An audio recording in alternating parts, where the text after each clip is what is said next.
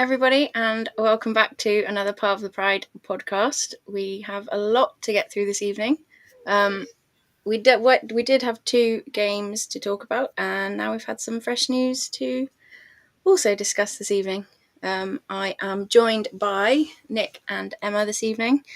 How are you, Nick? How's things? Yeah, I'm here. I'm alive. I'm still yesterday. Good.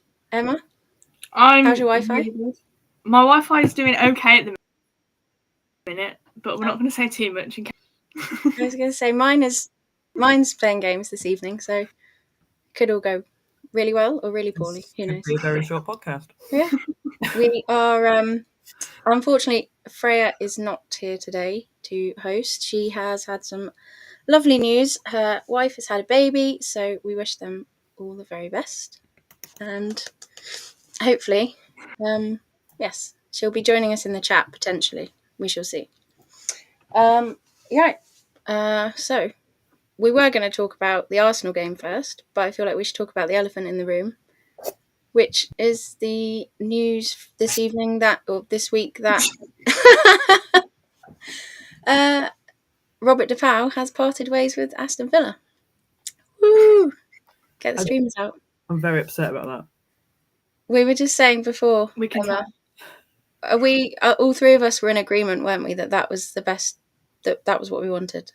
Yeah. So basically we had the rumours. First of all, there was an article put out, I think Tuesday morning, wasn't it, or Monday night, from Tom Gary at The Guardian, saying that there had been discussions with Robert DePau and Aston Villa, and that he might not be there for much longer. And he didn't take the training session, was how they phrased it, on Tuesday morning. And we were all wondering whether, come kickoff, who was going to be on the touchline on Wednesday. And then yesterday, so it was 4 hours before the game, maybe. Yeah. The club put out the statement, which reads as: Aston Villa Women can confirm that manager Robert DePau has left the club with immediate effect. The 43-year-old was appointed ahead of the 24-25 season, having previously held managerial roles at FC Twente and Bayer Leverkusen. We would like to thank Robert for his commitment during his time in charge and wish him well for the future. Sean Gota will be in charge until a new manager is appointed and will be supported by the wider coaching team. What were your thoughts, Nick, when you saw that post? Oh my God, it was a thrilling day. Obviously, we had okay. Just now we know it's working. Freya's seen the hat. Obviously, we had the news of Freya's little baby, and then that happened. It was just like, this is a glorious day. It was the best day, favourite day of the year, hands down. I've waited all year for good news about something, and yesterday. And it all happened at once. It just, all of the good things. I mean, not going to lie, I have been basking in smugness because I've been calling for him to go since like week 3. And people give him a chance. Oh no, he's just new. He's just settling in. No, the players aren't as unhappy as what you say they are. I mean, you get to say I told you so. I hate to say I told you also, but I know a bad man's when I see one, and he's a bad man's. Emma, how about you? It was a bit like a disappointed but not surprised thing, because I did think it was the best thing for him to go, because we weren't getting results. The substitutions still baffle me to this day, to be fair. So it was like he's not lasted that long. But okay, it was probably a thing. Yeah, because that was, I'm not going to lie, my hope when that original article came out suggesting that he might be on the way out, I did get my hopes up. I'm not going to lie. I was hoping that, I wasn't sure if the way it was phrased meant that they were just going to give him these couple of games this week and then see what happened, and potentially after Christmas he'd be gone. I'll just come on to it in a minute, but I'm glad that it's happened sooner rather than later, because I think it gives then whoever they bring in, if they bring someone in, the chance to fully sort of reset everything over Christmas. Yeah. Which I think is going to be required, because so after the club put out the statement, there was a further article released again prior to the match. The main part of it, which was, let's have a look. So Robert DePauw's departure from his role as Aston Villa women's team manager came amid concerns regarding the way he had allegedly spoken to his players, including about their appearance, the Guardian had been told by sources within the club, presumably. Emma's gone. Yeah. Oh, she's back. No, that's what I'm saying, my internet. I was going to say I didn't go anywhere. Something's going on here. Yes. It seems based on the things that are coming out from various sources that there was obviously some unrest and things going on, maybe not with all of the team, but definitely some of the team, and they weren't happy with the way the environment that was being created during training and things like that. So I think it's definitely necessary for him to have gone, and it's obviously they have to say things are alleged and things like that, but there must have been something concrete must have happened for the club to have acted so swiftly. Oh, 100%, yeah. Like, it's got to have been more than points and performance based. You don't kick someone out 4 hours before a match unless there's some kind of misconduct. When also, if you just, I know that we were all thought he should go anyway, but if you look at it purely based on a results basis, we do have the same amount of points as we did have at this time last year. So if you were looking at it purely on results, I don't think that would have been enough for the club to have moved him. Can we discuss his now deleted tweet too, Freya says? Oh, yes. Freya is genius at seeing tweets before they go. Is that the one that you sent this morning? Thank God she's not before. Yeah, he's suing Gary. Suing Tom Gary. Yeah. He was. Okay. Nick, tell us what the gist of that was. So obviously, Guardian put out the fact that he's allegedly commented on players' appearance and what we've just discussed, and Robert replied with I was told the UK media was bad, but I didn't realise it was this bad. Like, I've done no such thing and I'm going to sue you. And it was swiftly deleted. Yeah. So the article that the Guardian now have, I'm not sure if it's been edited or changed. It does say that both DePauw and Aston Villa were contacted for a response, and mentions the tweets that he put out this morning. I haven't seen that. I think the article to take was his arrogant LinkedIn post yesterday as well. Like, he's very much taken to social media, but he just looks stupid. So that was that came out before the club statement had come out, didn't it? The gist of it was basically it seemed like he didn't think he had the backing of the club, which again I don't understand, because I know we had the sale of Van Domselaar and Laura Blinkiller-Brown, so the money from those sales of those players. So everyone was saying, well, if Carla had stayed, presumably she would have also had that money. But the point is, he had that money, had that backing, and we are still at the same position we were this time last year. Yeah. I think, his post, his LinkedIn post was very much writing about his last club, but 100% meant it about this one. It was like, oh, I'm not going to win a popularity contest, and I've got to make the difficult decisions. I've got to try the best lineups. And it was just like, but if you don't have the backing of the club, then it doesn't work. It's like, you just cannot take accountability, can you? You've not learned from your last club. You messed with lineups and formations, it didn't work. You've done the same thing here, it didn't work. It's not, well, he's not going to win a popularity contest because he's proven himself to not be a very nice man. He's not winning anything else either. Do you know what I mean? Like, if he was making tough calls and mixing things up and not winning popularity contests but winning games, then fine, make tough calls, but Mm. he's not doing that. He's making stupid decisions, ruining games, and making no friends while he does it. Tell it like it is, Nick. Oh, you know. Well, that's what we got that vibe before, didn't we? From sort of post-match interviews where he just wouldn't hold his hands up and say, "Look, these things happened because I made the decisions to play those players in those positions." Like the Liverpool match where we tried the three at the back, which didn't work. And okay, he made the changes at half time. 17 wingers. Yeah. But it wasn't in the post match afterwards. It wasn't sort of an acknowledgement that it was his choices that had put that starting lineup out in the first place. It was they didn't play very, I think he basically essentially blamed Katie Robinson for the goals. Yeah, she didn't track back. I mean, she shouldn't have to because not generally known as a wing back. Which actually is a little bit weird, actually, if I was thinking back to that game, because, like we said, Chastity Grant is a wing back fairly often for the Netherlands. So I don't know why we had Katie Robinson playing there.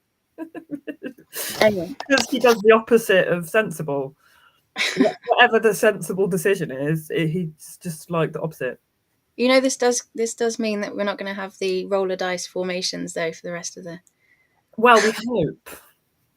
We've got absolutely no idea what Goat is like as a manager. What did you two were both at the game last night? Yeah. What were your impressions, Emma? I think we started off slow. We started off like the actual lineup didn't really surprise me because I was like, that's kind of the lineup that I'd have expected. But then we did start off really slow. Daly was playing a number 9 at one point, which was, that's always a good start. And we actually made tactical, sensible substitutions. So, I mean, that's positive. No. Do you think that how much of the starting lineup do you think had already been put in place in the week? I think the lineup was Roberts and the substitutions were Sean's. Mm. That's what I think. I think they'd practice with that lineup, whatever, and then he kind of corrected the lineup with his substitutions. Yeah. Like when he managed to put Daly into a 9 and I can't even think what that actually went on into a 10 and it's almost like he was given a pile of and he fixed substitutions. Do you think, I mean, presumably he's not had much coaching experience. None. As a first team, as the first team coach. Presuming he's not going to stay on as lead after Christmas? I hope not.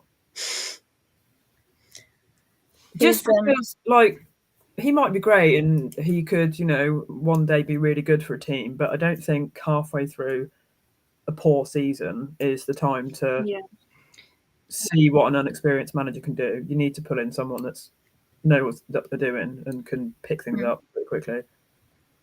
I do think it was obvious, even from watching them last night, though, that the whole environment just seemed happier.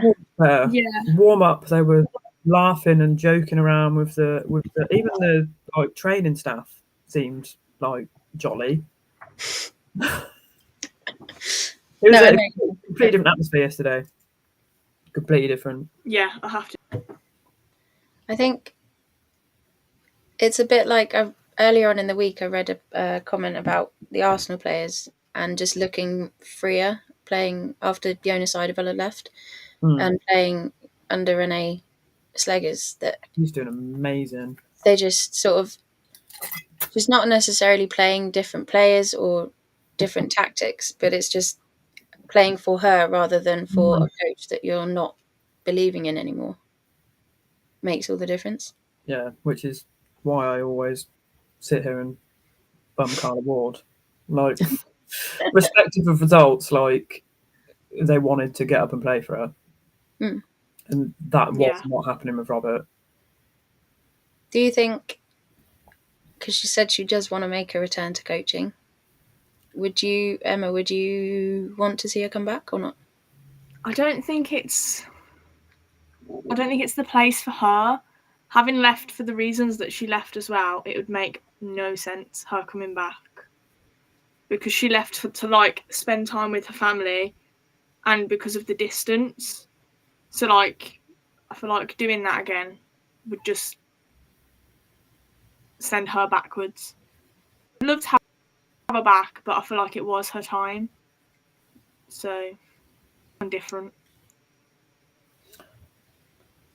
Nick, thoughts? I would love Carla Ward back. She made Villa a successful team. We weren't a successful team before she came along. She made like a family environment. People came for her. Yes, she struggled with performance in some areas, but every coach has that. You know, like she had injuries, she had stuff to deal with. She got burnt out. I don't think burnout should be a permanent thing. Like we all get burnt out. We all need a holiday or a break or whatever. I don't think that means she should hang up her Aston Villa coaching boots forever. She's taken, half a year out. She's done a bit of punditry. She's travelled. She's had experience with Hayes. I personally don't think it would be harmful to her to come back. But I don't know her personally, so like it could be an awful idea. But I think she's had the break she needed. Like she's been able to go away, reset, and her kid loves the players anyway. Yeah. Mascot every week. I would. Oh yeah, I'd love her back. I agree. I would love Carla to come back. I know that it's not a particularly Popular an opinion that's shared by a lot of people, but not. I think, like you said, the players, I think that would just give them a morale boost that they need. I respect her management style. I think she's a very rare manager. There's very, very, very few people that would fight for their players like she would. And yeah, I think she's one in a million for that. I think I don't like as far as having the dressing room is concerned. She's one of very few. Yeah. She did say as well that I think that when she goes back into coaching, that she'd want a bigger backroom staff to support her in that, and perhaps split out the role slightly more, so that it's not all coming down to her to do the managerial side of it and also the coaching side of it. And I think, like, Robert's had quite a big coaching staff, so you'd think that that's something that the club could provide if she were to come back. The club confuses me because obviously the decision they've made to get rid of Robert was the right call. It's a dangerous call. They've left their team without a manager, but they've had to put like the welfare of the players and stuff, but before anything else, which is very good for a club to do. But then on the other side of things, there's places where they could be more supportive. They could give more money and more backing and, put a band on outside Villa Park and make the atmosphere better. Do you know what I mean? Like there's so many things that Villa as a club does badly, but then they made that really good decision. They confused me. I think I was talking to Sophie earlier on in the week, and she made that point about it's all very well having the sort of 500,000 to spend on the players, but then you need the rest of it to back it up. I know that Bodymore Heath, as training facilities go for women's teams, is up there, but you need the staff to run it. You need like somebody asked earlier, do we have a set piece coach? And I don't know the answer to that. I don't know if we do anymore. On the other thing on the coaching front is the our other assistant coach, Vander. I can't remember her name. She came with Robert from Bayern Leverkusen. Presumably, she's going to stay. Well, I don't know. Who even knows at this point? Who could say? What Even know if she speaks English, do we? No, someone said it yesterday. Said I don't think she speaks English, which is odd. But that could be hearsay, but I presume she must be able. She must be able to. well, Or she's sure just she can coaching speak the Chastity. maybe Chastity Grant translates like Paola does for Gabby. Did if so, presuming Sean's not going to stay in the role, if Carla didn't come back, what other names would you want to see? Realistic and not. Realistically, we all want Casey Stoney. Let's be honest. Like let's not pretend we want anyone else. I don't know, that graphic you sent the other day. It had of all the available managers. Obviously, it had the average points per game. Literally every single person on there had a higher average points per game than Robert. So any of the available coaches have more success. So any of them would be better. I'm just going to throw a name out that I don't want. Jonas Eidevall. Yeah, like, I didn't hate Jonas. I wouldn't be upset with that. I think it's the way he treated Arsenal.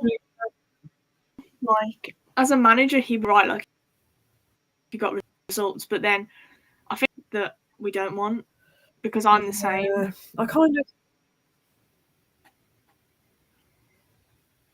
Nick, you kind of.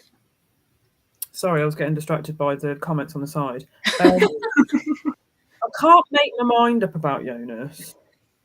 Like sometimes, like I watch it, I'm like, fair play, Jonas. Yeah, that's. And then other times I'm just like, you're a twat. Sorry. May reckons you didn't hear that. She can't hear yet, can she? Freya put her earmuffs on. Yeah, Freya says, I saw a post saying Jonas Eidevall can confirm it wasn't a reputable source.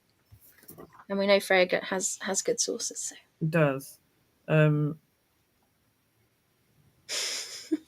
mean, it's like, if you'd have asked me when Carla Ward left, if I would have Jonas, I'd be like, no thanks.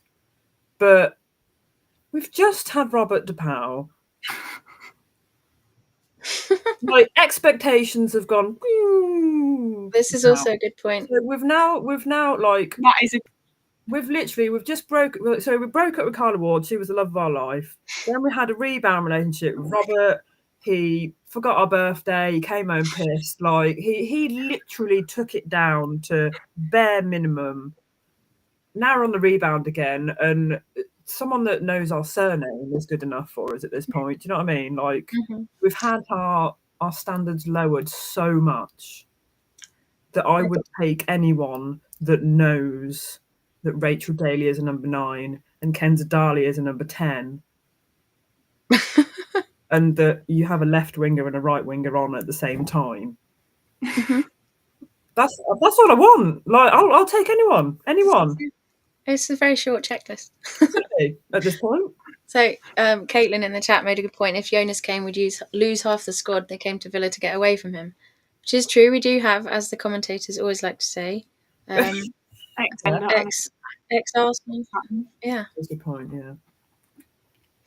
Yeah. Gary said, "I'd want Corsi and Staniforth to start their badges." That's like the other thing.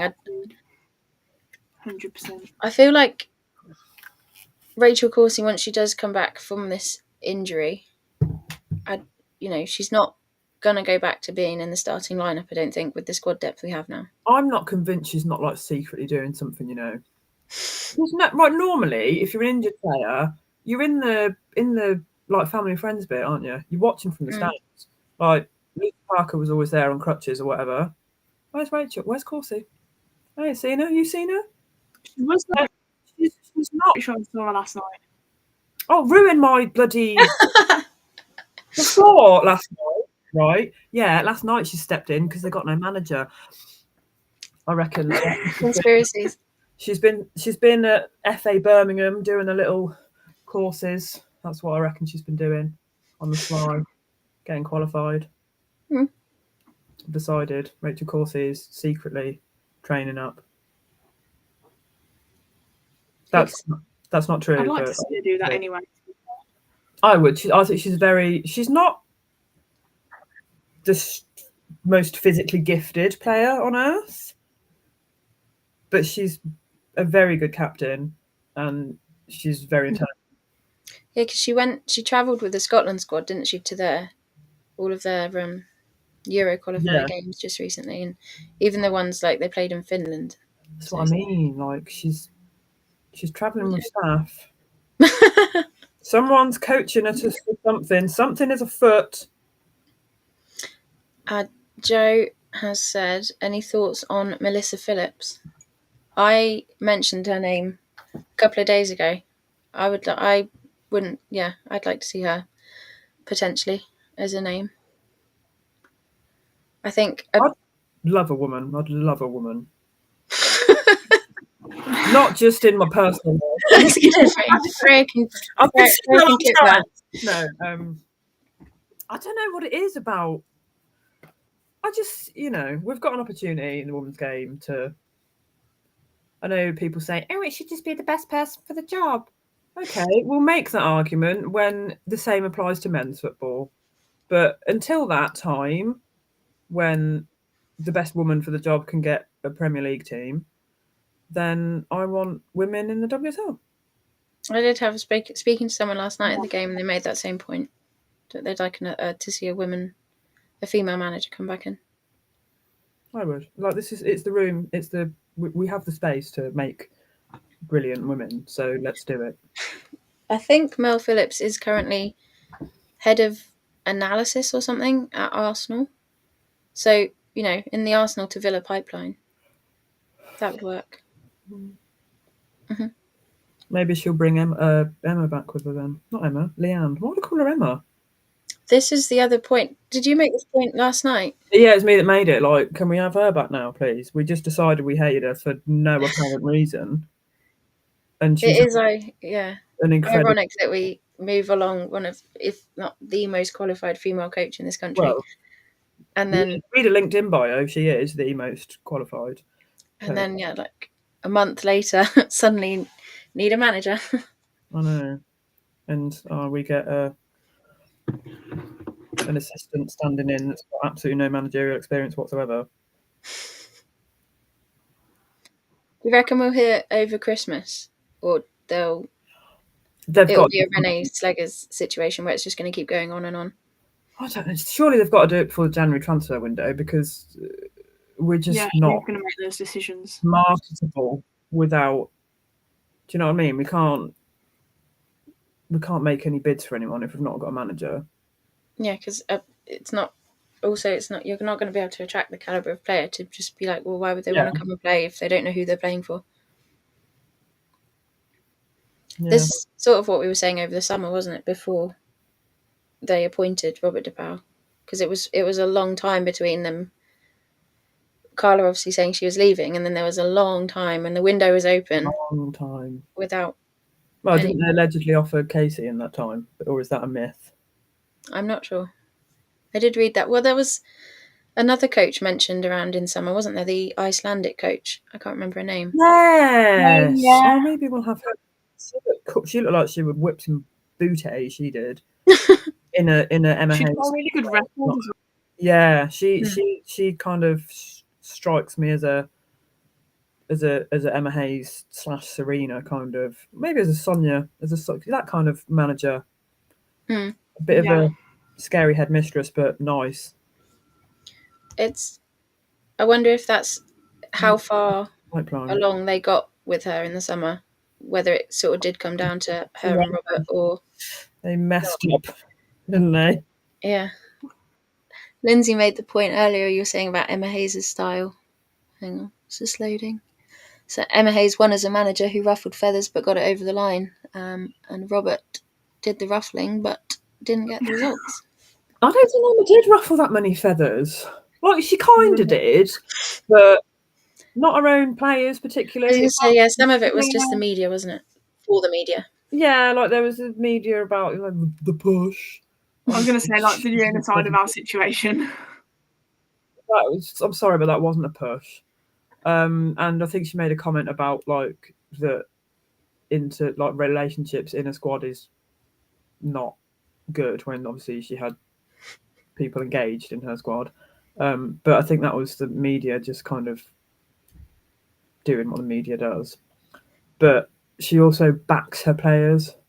Like, she's defended Sam with all this homophobia stuff, whereas the club hasn't. Do you know what I mean? Like, she will back her players forever, even if they're not her players anymore. Yeah. She's a bit of a brutal, very kind heart in a way. Like, she wants the results and she'll get the results and she'll do what she do exactly what she can to get the results. But then, as you say, like Sam Kerr, she's got a really good heart. Yeah, she gets the respect. She demands the respect, but she does what she needs to do to get the respect. So if we were going to, so we're saying, so Carla spent most of the summer with Emma under Emma's tutelage. So if we combine Carla's style already with that, maybe it's time for another go. Well, you know, I wish, but I don't know if I could fit that many party hats on my head. You'd end up looking like a unicorn. I have a whole packet. Do you know what? I looked everywhere for a party hat today. I was like, I have to have a party hat because I said in the chat, I was like, I'm going to have a party hat on. Party hats don't exist at the minute in card shops because the only thing that's happening Santa. is and then I went to this little cash and carry down the road and they're football ones. This is meant to be. I have football party hats because I'm partying about football. Now my head is on her. They look amazing. I don't know what to say. If you're listening on Spotify at any point, you're missing out here. You're seriously missing out. Oh, there's a third one happening. I don't think my head's that big. You look like some sort of Pokemon now. Oh, yeah, I look like Weedle. Is it Weedle? What does Weedle evolve into when it's got more points? I'm afraid you've lost me. I don't know. Sorry, Freya will know. What does Weedle evolve to? She knows a Pokemon. She does. Yeah. I think it's a cocoon afterwards. I don't know what that is. Sorry. Oh, I'm following. Yeah. Madonna, yeah, it's because I said it looked like... Slightly further up. I'm not putting them...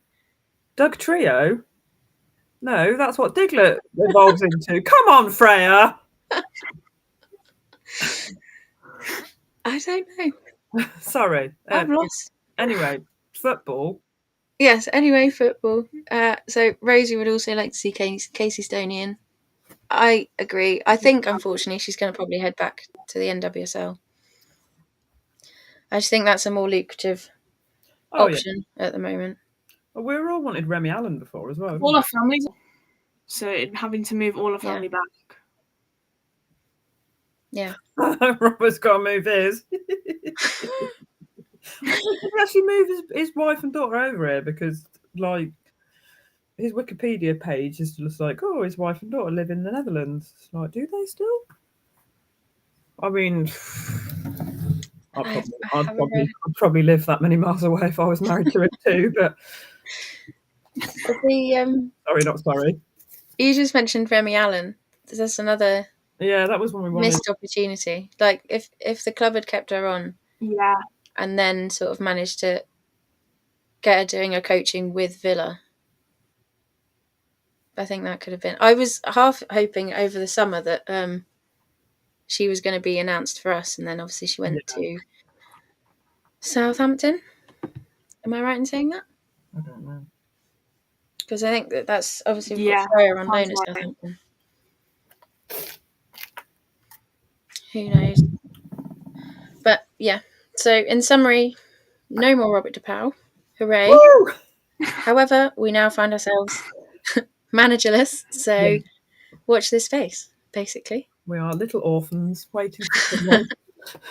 I do think we were going to talk about Arsenal first, but that's depressing. So let's just talk about last night's game first, because why not?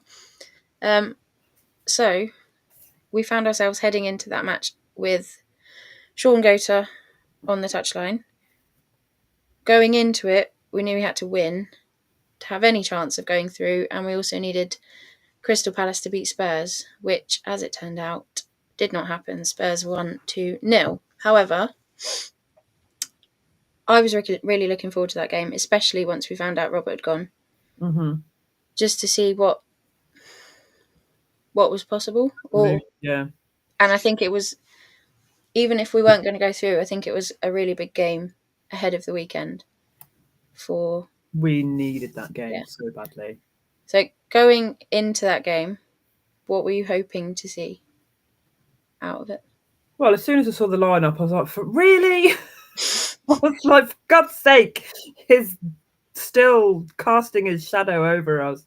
So we had, so just on the lineup, we had, like we said, he didn't actually make very many changes. So D'Angelo in goal, Moritz, Patton, Turner, Tomas along the back, Staniforth and Miri Taylor in midfield, Salmon, Daly, Robinson, and Gabby Nunes.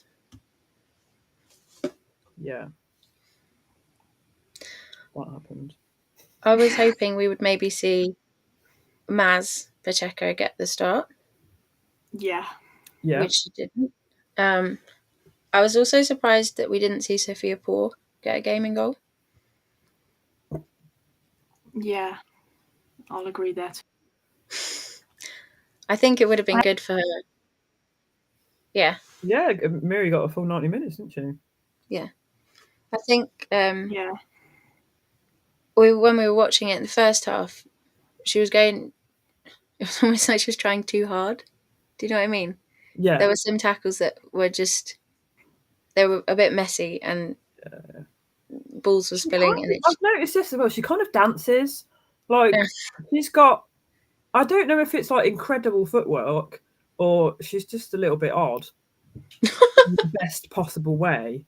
Like, when anyone else would just turn, she does like a duh. It's like she's line dance. It's fabulous. I love watching her play. But now I point out, watch her turn around. Next time, yeah. It's like I do think the electric slide when she turns around rather than just turning around. I do think she grew into the game last night, though. Second half she played really well. I completely agree. Yeah, as I said earlier, like the substitutions fixed the lineup problems. Like as soon as we got Gabby off, and did Gabby start? Yeah. Yeah, and then we took Gabby off and moved Rachel into the 9. Then didn't we? Is that when we moved her? At some point, we moved her into the 9. I think it was also. Yeah, because then Kenza came on. Kenza came on into the 10. Yeah. Rachel then went into it, and there was, oh my God, we had link-up play from Maz to Dali to Daly, and it was like we went back in time when things were good, and it was just like, oh my God, why have we been deprived of this feeling for so long? It was just beautiful. And the way the crowd cheered when Dree came on, it was just like, it was just, oh my God, it was like euphoria yesterday. It was just the best day. I wouldn't have even cared if we lost 20-0. I said that yesterday. Like, I don't care that we didn't get through to the cup. I don't care if we could have got more goals. It was just euphoric watching things work. It was definitely, like we said earlier, even in the warm-ups, everyone was just happy, more relaxed and happier. Yeah. And Rachel Daly came round at the end, and that doesn't happen very often because she's normally quite moody. They also usually warm up. I know they do the initial warm-up on the near side where the fans are, but they usually warm up the rest of it on the other side. And so last night, the entire warm-up, basically, apart from the shooting practice, was right. Yeah, the touchline when the fans were. I don't know if that was the sort of a stick with us I think so. moment. The only thing I didn't like about yesterday was I don't know if it is because I'm hard of hearing or if Sean was an exceptionally quiet coach. I can't say I heard him. I could hear quite a lot of. I'm not sure who. I thought Charlton had a female manager, but they had one of their male coaches was on the sideline doing quite a lot of shouting. I didn't hear Sean. No. But then which I mean, they clearly didn't need it because they were hyped up. But had they not have been, he needed to have done a lot more to step in and make things better.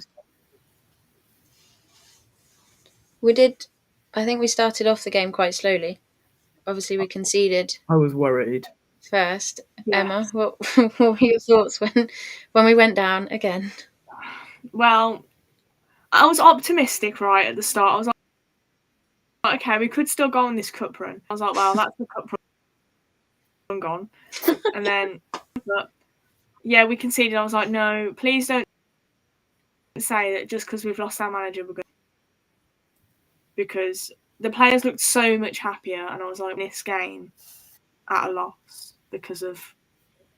I feel like I would just go 3 steps backwards. I feel like, we definitely needed something out of last night's game. Just for the squad morale. Charlton looked really strong for like the first 10 minutes. I was like, they're winning all the second balls. We had some quite concerningly sloppy passes to start off with, and I was like, oh my god, what are we doing?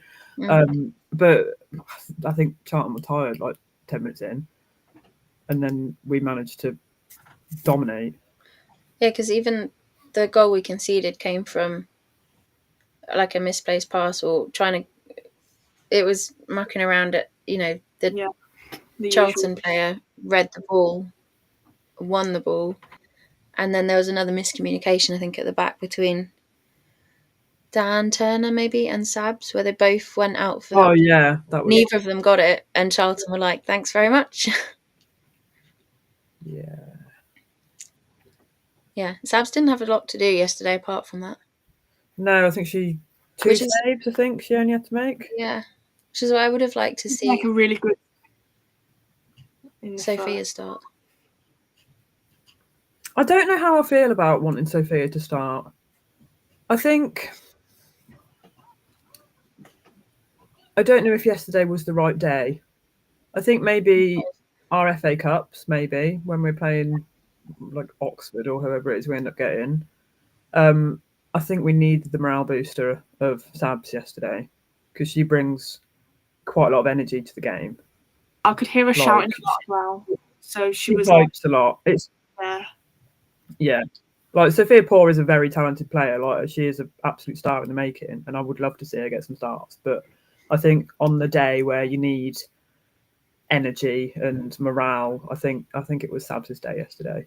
I presume if Annalise had been fit from the start of the season, I wonder if we'd have had an out-and-out number one goalie. Do you know what I mean? Or if they would have rotated. I'd have liked to see rotation, to be fair. That's what I was hoping for. I think Annalise's performances at the end of last season, over the summer, I would have been happy with her going forward as our number one. Yeah, same. And then, obviously, with her concussion, that's all by the by now. And obviously, Sabs has come in and played excellently, and I think really won over, well, everyone. There's not one person, is there, that's like, we need a different goalie. We're in a very fortunate but unfortunate position in the fact that we've got 3 exceptional goalkeepers. Like, it's like the England situation that Mary Epps or Hannah Hampton is just like, neither is the wrong answer, but the right answer always hurts the other answer. Like, it's difficult. That's the thing. I'm not sure how long Sophia Paul's contract is with us, but she's another one that's going to be tricky to hold on to.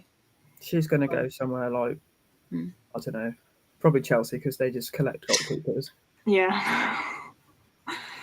But that's what we thought about Hannah. We thought that she was going to go and sit on a bench and look at her. Yeah. Who could say? But so we were 1-0 down in the game last night, and then our number 9, not playing at number 9 at that point, comes in and saves the day and makes it 1-1.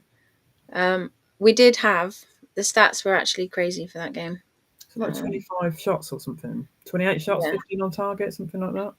Yeah, which I feel like it's been a few games since we started off the season with stats like that. And like we had 11 corners or something. And I feel like it's been a few games since we had no shots on target in the Arsenal match, 0. So it's the polar opposite. But Amazing what happens when your striker plays as a striker in the end. I do think, I said this to a couple of people in the week, like, we played in pre-season, we were playing really well. Even up to probably this, like, Chelsea game we played well, the Spurs game we played well, we just conceded that last minute equaliser.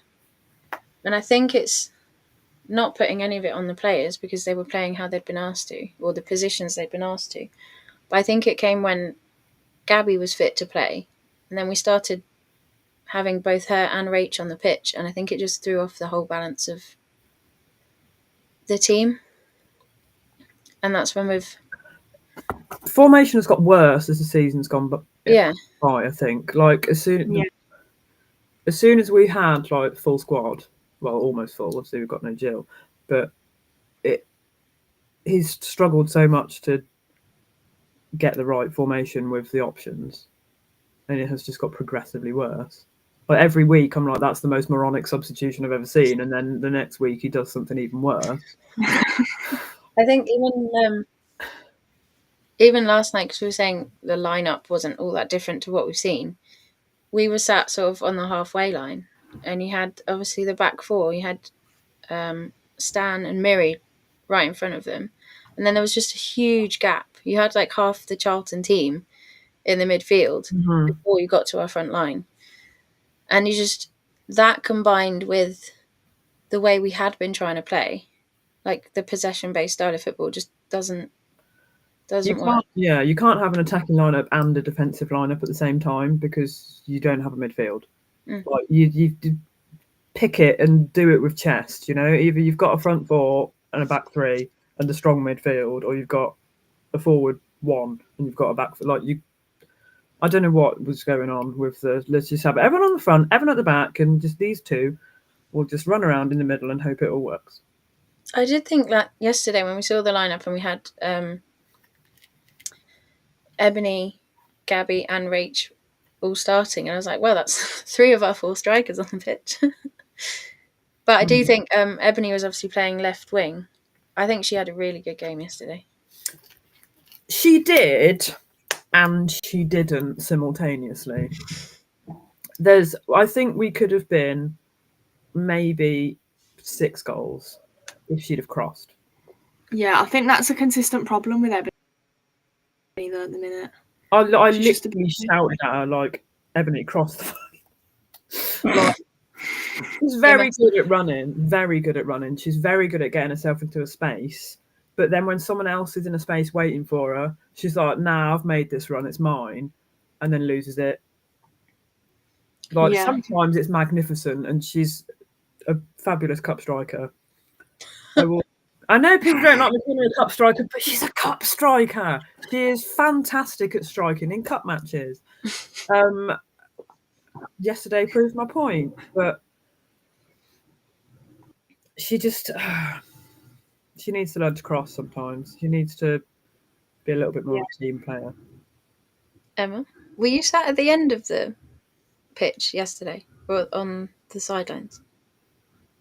I sat in behind the goal. Okay. Yeah, no, close to where you were, but you were obviously like the next block up. I was looking through like the bar things at good old Bescott. It was like looking through a window. First half I sat in E, and then for the second half I literally went right up to an empty stand by the goal and I was standing up. I was just like, woo! It's having a great time. So no one else was in my stand. I love the fact there was no stewards. Where were the stewards yesterday? Don't even know, but I don't care because I got a whole stand to myself and I could stand up and shout. It's fabulous. I was like Basil yesterday. I was busy waving my flag about and accidentally whacked one of the stewards in the face with it. You found a steward? Well, there was one like stood in the tunnely bit next. They gave one of the ball girls the ball back at one point. Oh, I thought they were. See, they were wearing Adidas Yeah. clothes. I thought they were like Overflow Villa staff. Oh, maybe. I mean, I can't imagine why there would be Overflow Villa staff, but they had the black coat on and Oh, they must have been there. Yeah, I was just like, why are you dressed like a Villa staff member? But yeah, I think Ebony was another player that grew into the game. Like in the second half, I liked her link up with Maz and Kenza up the left. It was just a thing of beauty yesterday. So her first goal, did come from one of those runs, and then just has a sublime strike at the end of it. The second one, and I had shouted at her to cross it, and I was wrong. I was like, cross the ball, and then she scored. I was like, okay, that'll do. Sorry. Never mind. You don't need to cross. That was very good. Well done. But yeah, so we went. It was 2-1 at half time, and I think at that point were Spurs already ahead. It was 0-0 at half. Oh, that was still 0-0. Yeah. So we needed Crystal Palace to score a bunch, and then us also score some more. Because that whole thing's come about because there's 5 groups this year, so only the group winners go through, and then the Champions League clubs get a free pass in, which I don't know what your guys' thoughts are. I don't get that at all. They're already winning a bunch of stuff. You don't need to give them a free pass into another cup competition. That was my thoughts, and I said that this morning, I think, in the group chat. Like, it's always those clubs that are complaining about, how full their calendar is, but then they want to play and give the smaller clubs a chance to actually win a cup instead of just waltzing in at the quarterfinals and then waltzing your way to the final. Might as well just let them play in the final. Surely they want some competition as well. Like, they don't want to be the only people in the women's football world that win silverware. Surely they'd be like, oh, actually, there's this team's won the League Cup like 5 times. You'd think that they'd welcome other strong teams to kind of emerge, but I mean, who makes the rules? I don't know. I presume does that all come under this new, I can't remember what they're calling themselves now, NewCo, the new people that are running the league this year. Does that all come under their remit? I don't know. I'm not here for facts. I'm here for well, I don't know. Why am I here anymore? I was quite obviously brought onto the podcast for my very outspoken opinion. I'm redundant now. Absolutely not. No place. No. I'm just happy. Freya says they're called the WPLL.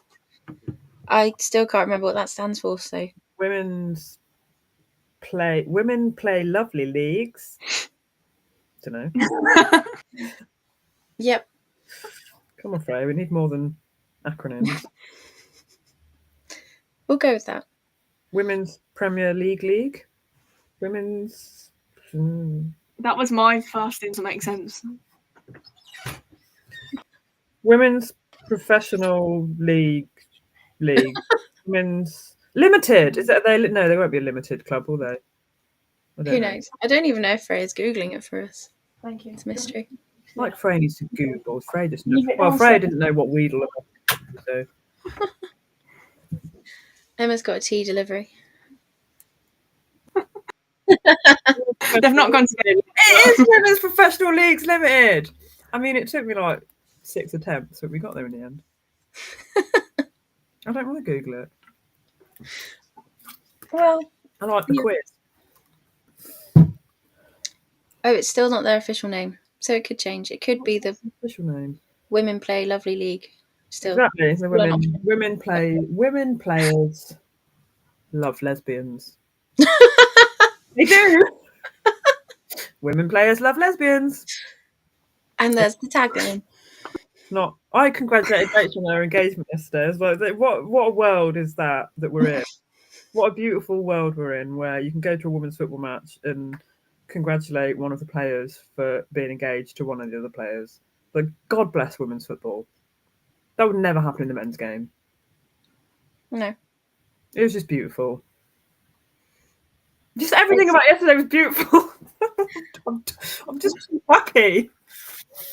Sort of goes back to what we were talking about the other week on the pod I think we were talking about the internationals, and they had those ridiculous protesters at the oh god. Who did we play? Switzerland, England game. And you just think, this is not your place. This is not your place at all. For the non-existent trans people that aren't in the WFF, that aren't a problem because they don't exist. Yeah, and it's like you were saying, that's what's so good about the women's game. The women's game is that, you know that's a safe space. Like I'm not sure what the attendance was last night. It was. They said it was 400 and something. Did they? I missed it. Yeah, I think they might have made that up because we didn't have QR codes to scan. They literally just went, yeah, that's all right, when they looked at your ticket. So they can't possibly have been counting. They were. We did have the. On the little doorman clickers, like. We did have a scanny guy though, didn't we? Doing the. Well, I got scanned. I don't know if you guys. Yeah, but surely he wasn't counting everyone. Oh, the electric. No. The electric guy that didn't notice I had a can of Red Bull in my transparent bag. I was just like, okay, fairly confident that I'm not allowed to bring this in, but you completely missed that. He didn't even notice I had a bag. That's how good he was. Excellent. I can't remember where I was going with that point, but attendance was. Yeah. Don't know where you're going with that. It felt like there were more there than for the first cup game, which obviously that was on the same night as the Bayern Munich game at Villa Park, though, wasn't it? So I'm just wondering if, I didn't go to the cup game. Was the other cup game Sunday? It was a Saturday. No, it was a Wednesday. Saturday, but the last home one was a Wednesday. Then it was the 2nd of October. How do you just remember things like that? Oh. Whatever point I was going to make is completely irrelevant anyway, because I thought it was a different day of the week. I wouldn't have got. I don't normally go to the cup games because I don't get home till nearly midnight, and I am, for all intents and purposes, may not look like a scaredy little lady when it comes to travelling home alone in the dark. But I went yesterday purely because I knew it was going to be amazing. So I'm just wondering if more people were like me yesterday, being like, do you know what, actually? I am going to make an effort and go this time. I'm going to make an effort. Yeah. Who knows? Yeah. Well, hopefully, if they have done that, people that don't usually go, perhaps, like you go to the home games anyway, but if there's people that thought, I will go and see what this is all about last night, hopefully, seeing them win, they'll be like, oh, we'll come back and watch another game on Sunday, hopefully. But back to the game. So it was 2-1 half time. We came out and Ebony scored pretty much immediately in the second half, which I think settled not nerves so much, because I think we knew we weren't going through, but it just settled the game a bit. And like you said, Charlton were looking a bit more tired. We definitely had way more possession second half. So much more. The only thing, so we made our subs again, which I loved, way earlier than usual, about 55 minutes. We had Dree came on for Katie Robinson, Kenza came on for Gabby, and Maz came on for Anna Patton. Which is beautiful. Yeah, I'm really glad that Patsy's got some rest. I know, She's we're literally saying at the got a lot beginning of of the match, weren't we? Like, we wish we could rest Yeah, Patsy because she's played every minute of every match, hasn't she? Yeah. And obviously played in the internationals. yeah. And like we were saying, we haven't got very many options at centre back, so we need to look after the ones that are still standing. Luckily, Emirates is very versatile. Yeah, so Pretty much go wherever the hell you plop her in the back. yeah, so I think I'd kind of just assumed that Paola would come off. But obviously Patsy came off, so Maz came on, played at left back. Noelle moved to centre, and Paola played at right back. And I actually thought Paola played really well their second half. Yeah, she was a lot better second half than I think she was kind of. Well, I don't think she was kind of invisible in the first half, but I think she was only really invisible in the first half because we didn't actually need her in the first half. She did briefly. I haven't managed to watch much of it back at all, but in the short space between last night and now. But she was playing. I was going to mention it when we talk about the Arsenal match, if we even want to mention the Arsenal match, do we? But there's quite a lot of, once she overlaps with the winger, she stays high for a long time. And I noticed that on the brief clip I was watching yesterday, because obviously we had the lovely wide angle on the single camera that was showing parts of the drain pipe. You can see like Paola is so high up, and you've basically got Ebony like hovering around at left back. And I don't know, she's obviously a really attacking minded player. Which suits games like yesterday where we're. Yeah, but it didn't suit Arsenal. Yeah. Yeah. Well, she was the reason for one of the goals in Arsenal, wasn't she? So I'm not sure if either of you two noticed. Obviously, when Katie Robinson came off, we played with 10 for a short bit because she came off. She was off injured, yeah. Injured before we made the substitutions. Did either of you notice her at full time or not? Was she? She was on the pitch. She wasn't like strapped. I don't know if she was strapped up or not. She wasn't like on crutches or anything. She was standing on the pitch. I don't know. She was phenomenal yesterday. I was so impressed with her.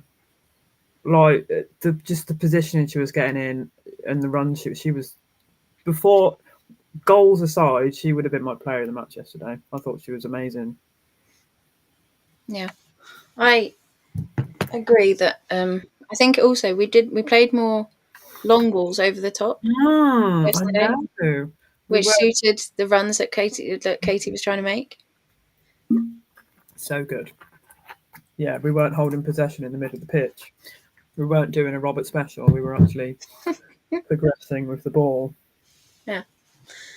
But yeah, I was just reading what Gary's put. Oh, I hope not. Yeah, I've just read Gary that. says Alex Greenwood injured, playing for City tonight. Rumours are possible ACL. I really hope not. I think Alex Greenwood would play same. with ACL anyway. Like, she plays with a head bleeding. She's just like hardcore. We have been ACL. Carry on. We were saying though, it's been nearly like one a week, hasn't it? So bad. Yeah. Well, let's keep our fingers crossed that it's not that. Because that's not what anybody needs. And obviously, she's having some of her best form that she's ever had. I haven't seen what the scores are tonight. Who knows? Who knows? A lovely surprise. Maybe There someone will be. So we made our substitutions 55th minute, and then later on we also made. So Jordan Nobbs came on for Lucy Staniforth, which is the way they're playing at the moment is a fairly like-for-like substitution. I think Charlton maybe were trying to straight after Jordan had come on. Charlton were like pressing quite high all around it. I felt like we were playing further back in the pitch than we had been. And then, so Rach scored on the 85th minute. You got pretty good video of that, I think, Nick. I did send a video. I didn't realise. I didn't know how good it was. That's I was right. I think I roared in that video as well. I watched it back, but I'm fairly confident. I'm like, yeah. Well, that's what happens when you go to the empty stand all by yourself and go stand by the goal. You get good videos. Not as good as yours. The amount I started to film and then I was just like, nothing's happening in this video. Start again. Nothing's happening in this video. You end up with like lots of 5 seconds clips of nothing. I've got so many videos of Ken Zadali taking corners. It's a beautiful thing because I just want to hold on to the fact that Ken Zadali was on and taking corners. Mm. It wasn't Jordan Nobbs or Kirsty Hanson. It was Ken Zadali. And Maz's free kick. Oh my God, it was beautiful. It very nearly went in, didn't it? A goal. If the wind was like ever so slightly different, that would have been like a Katie McCabe corner style, beautiful. Woo! Oh, stunning. Stunning what happens when set piece takers are on the pitch. Stunning. It was, so Rachel's goal was very nearly a Miri goal, wasn't it? She took the shot and it ended up bouncing back off the post. I really wanted her to score yesterday.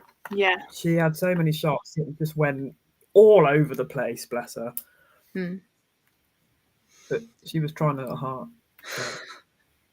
And we also saw, so just after Rachel had scored the 4th goal, she got subbed off and Georgia Mullet made her first appearance. I know! I got excited when I saw her warming up. I was like, is Georgia Mullet warming up? That was nice to see. Yeah. So I had thought at the start of the season that maybe she was someone that perhaps should have gone out on loan had she not been injured. Because I didn't think she'd get much playing time, especially after we brought Gabby in. Yeah. But I think Georgia Mullet's where Ebony Salmon was this time last year. Mm-hmm. Like when we brought Salmon in, I was just like, what? Why? What's she gonna do? Like we've got strikers. She's and then she made a name for herself in the cup matches, which hopefully is what Georgia can do. Like, is she big league match level? Probably not. No, but can we bring her in on cup matches and maybe the last 10 minutes of games where we're ahead? Absolutely. I think we need to hold on to the talent we've got. Yeah. I hope. Otherwise we make horrible things like Godfrey and stuff like that and lose Blinken Brown and Yeah. So the match finished 4-1 and like we said, everyone seemed much more upbeat anyway, regardless of the fact we'd won.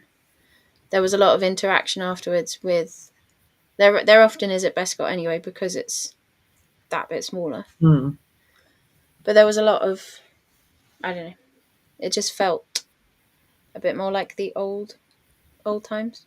Yeah, I think. Yeah, I have to agree.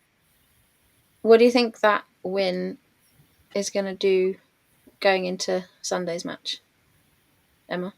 Well, surely it'll fill them like with masses of confidence because, well, I mean, I don't know what I'm trying to say. Okay. Surely they'd be really confident and like that'll help them start on the front foot. Didn't West Ham also win their last league game? So they smashed Palace. Yeah, so they're also going to start on the front foot. So yeah, I still think we could be fair. Like we are all lives, so it's. But I suppose a good performance is always going to them and make them. Sorry, Nick, spoke over you. I think what actually happened was I was trying to interrupt you and you didn't let me. But you can be polite and pretend that you were the one in the wrong if you like. No, I think I was just agreeing with you what I thought was silently in my head, but apparently it wasn't silent. My bad, my mouth.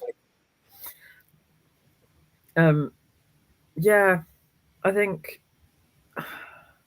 on paper, without Robert, assuming that Sean has got some kind of tactical brain, even of the very lowest standard, we should beat West Ham. But then you can't help but think we struggled to beat Palace, and West Ham hammered them. Like they came from like 2-0 down. What was it, like 5-2 in the end? Mm-hmm.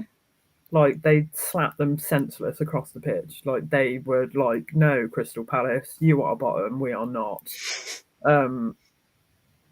So I'm a little bit concerned that they may come out with the same mentality against us.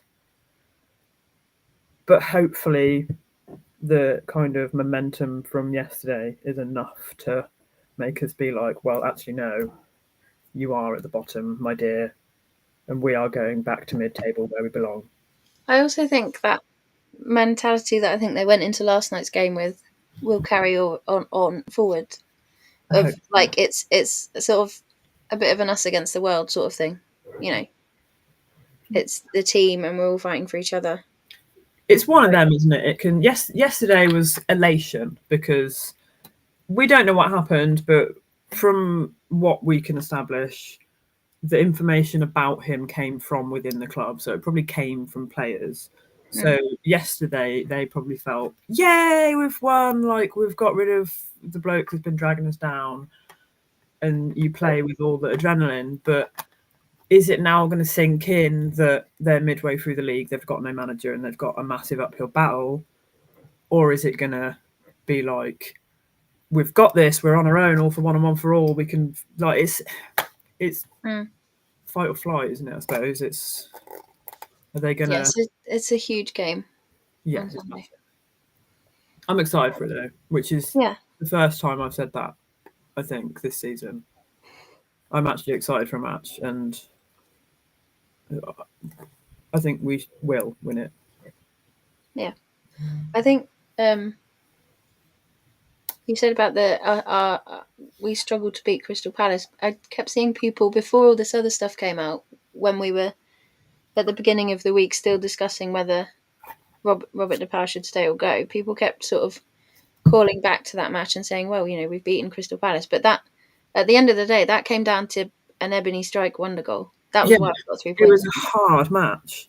And I know I used the analogy earlier of like he was like being in a relationship with someone that forgets your birthday or whatever. That was him bringing home like petrol station flowers. Do you know what I mean? It's just like he's a terrible boyfriend. It's an awful relationship, and then he's presented us with like the crappiest gesture ever.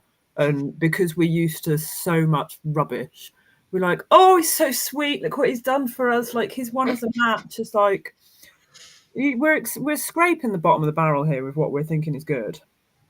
And that Crystal Palace match, yes, it was 3 points, but I mean, I think as well because of the way that we won that match, it sort of tinted it into being a like feeling like a win that felt really amazing because we needed a win so badly, and it was chucking it down, and it was like a last minute extra time winner. It made it all of that made the occasion feel like it was better than it was. Yeah, but like in the cold hard light of day, that was an abysmal match, and we won it by the seat of our pants.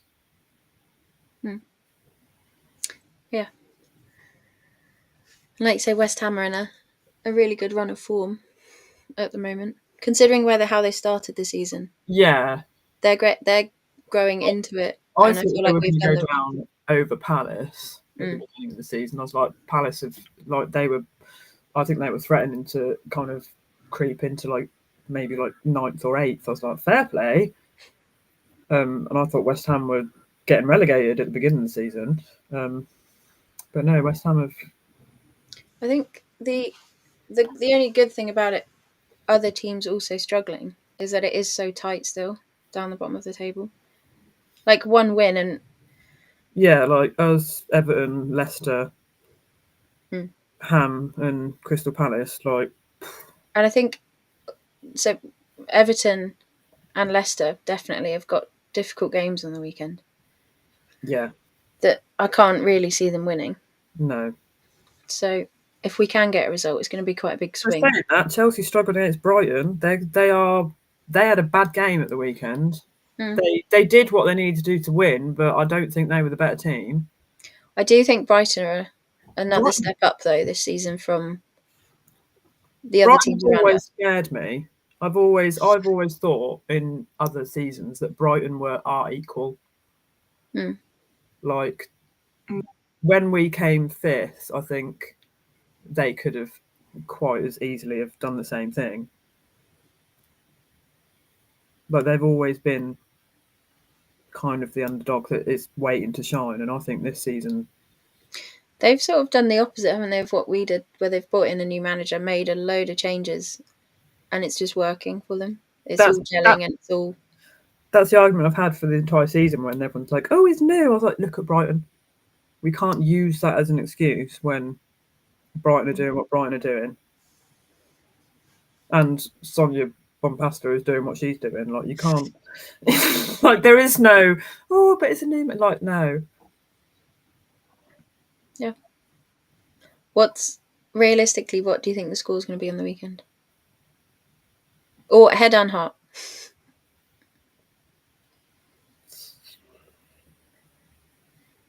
If they play the right lineup and they don't just follow the strange teachings of Robert, 3-1 to us.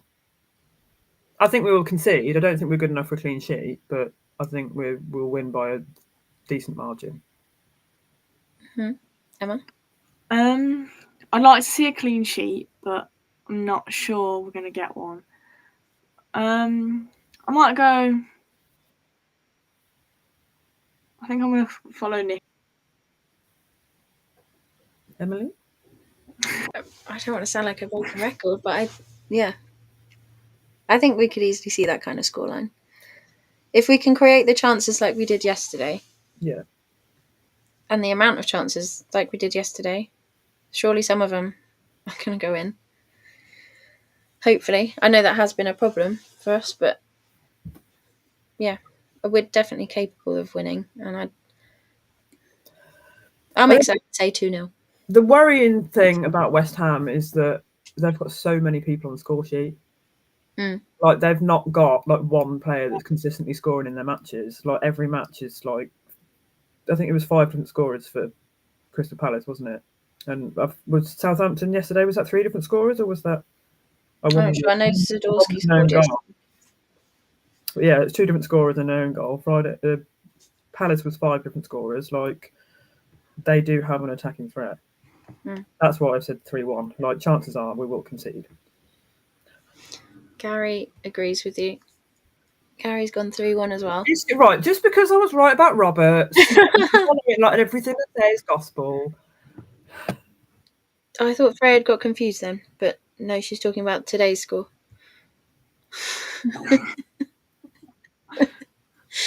Baby brain. We did ask her ages ago I did say maybe someone in the chat can put the scores up.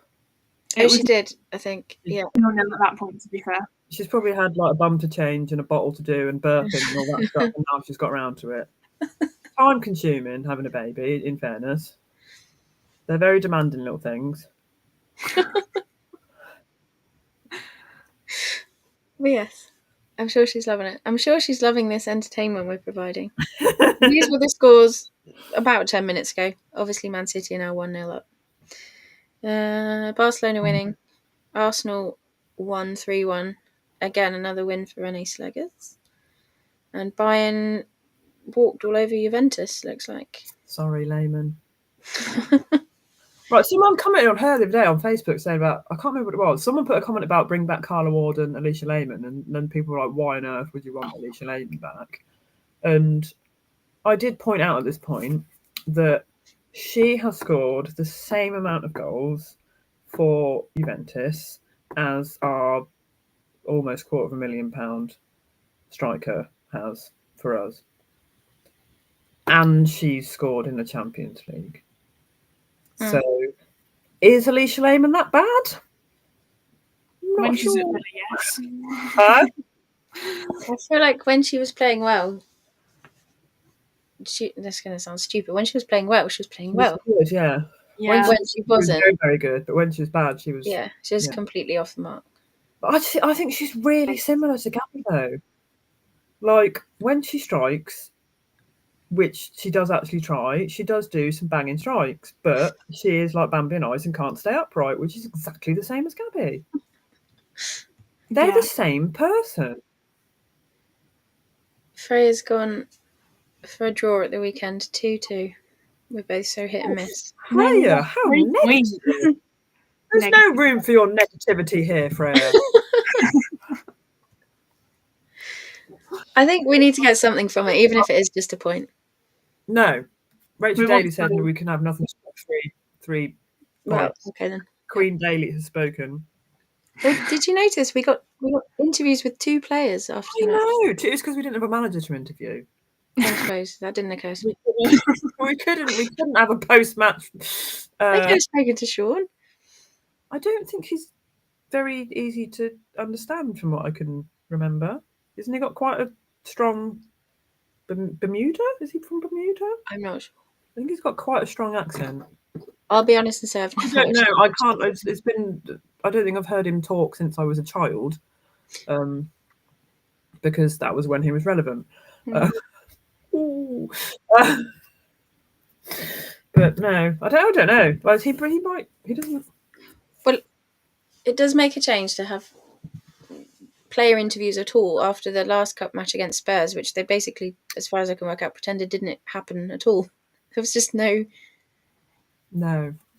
Even in the build-up to the Arsenal game, it was all the questions in the press conference were, the draw against United, the win against Crystal Palace. I'm like, hang on, we've lost a game since then. Yeah, we might take some momentum from those games, but deflated the balloon a bit when we lost to Spurs. Yeah, I just don't think we like to talk about it. It's a shame. The cup is a shame. Like, yes, I was really happy with yesterday, but I think in good form under a good manager, we would have beaten Tottenham and we would be through. Yeah, it's like on paper. I'd say on paper we're the same standard as Tottenham. I was going to say better, but then I remember that they've got Beth England just now, so maybe not. I think when you looked, we did have one of the tougher groups, having 3 WSL sides in it. Yeah. So it's not like we came bottom of the group and performed awfully, but yeah, it's a missed opportunity, I think. Although we have got, like you said earlier, the FA Cup, we could still go on the FA Cup run in the entire world in the FA Cup. So we're playing either Oxford United or Bristol Rovers. What are they, like 4th division, 5th division? They must be. I think Julie said she knows someone that plays centre back for Bristol Rovers. So I really want to play Oxford just because in my head they're all Oxford students. I'm just imagining like posh little toffee kids running around with like pink cheeks. That'd be Quidditch. And they wear blazers and ties instead of football shirts. That in my head. That's what's going to happen. They're really good at rowing, but not very good at football. Quite good at University Challenge, also. That's what's in my head. I don't know anything about Oxford other than the fact that it has a university. So that is who plays for Oxford United in my head. Right. That's makes sense. Makes perfect sense. It's the narrative I've chosen, and I don't wish anyone to take that away from me. So I was kind of hoping for an away draw, so I could do a little road trip. I never hope for away draws because I can't get to them most of the time. That is true. Yeah. Hopefully, some not everyone drives. Okay, some of us poor little pedestrians that have got to get the train, and they've then got to get hotels because they can't get home in time, or they've got to go home on the train with really, really drunk people like last night.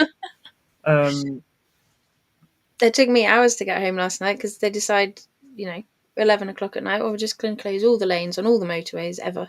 I think I got home at just gone 11:30.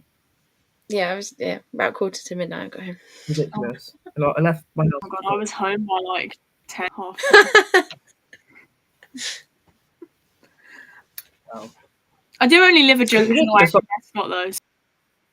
So Yeah, that's. Well, Yeah, depending it's on traffic, like that could 1 also take hours. So.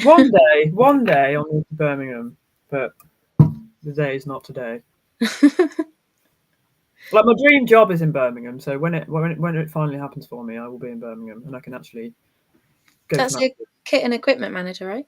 No, I mean that would be my dream job, but only like in a perverse way, so I could sniff it. But I'm really sorry. Sorry, get the earmuffs out again.